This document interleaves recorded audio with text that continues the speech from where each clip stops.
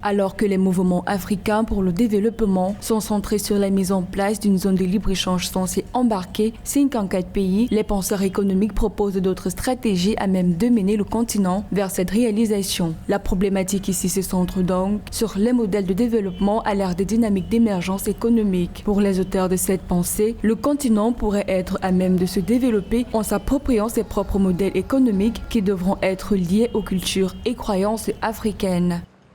En réalité, il faut savoir une chose, c'est que l'un des modèles simples, c'est un peu un modèle d'émergence économique de type bantou.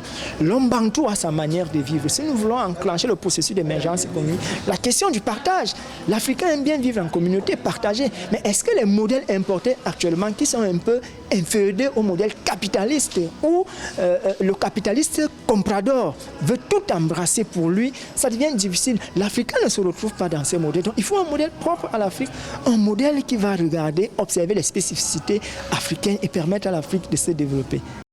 Le nouvel ouvrage intitulé « Quel modèle de développement à l'ère des dynamiques d'émergence économique en Afrique ?» pensé par les Camerounais Julien Onguéné Ateba, Henri Fidèle Moto 3 et le Béninois Godamien Mekpo plaide pour un changement radical du modèle de croissance des pays africains. Une initiative que des experts du domaine jugent par ailleurs innovante pour le continent qui continue de subir des modèles économiques imposés par les anciens colons.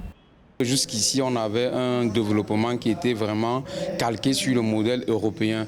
Et le docteur Onguéné, bien évidemment, vient nous sortir avec sa théorie de l'ongénéisme pour nous donner un modèle qui sied véritablement à l'Afrique. Du coup, on voit un ouvrage qui vient nous plonger dans l'africanisme, le penser un modèle qui est propre à nous autres.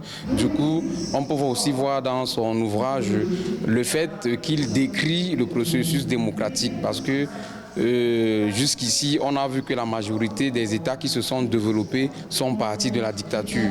Et ici, on nous propose un modèle démocratique. Est-ce que ça sied à notre contexte? Et dans son ouvrage, le docteur Onguéné le dit véritablement, l'Afrique n'en a pas besoin. Si oui, une démocratie qui est propre à l'Afrique.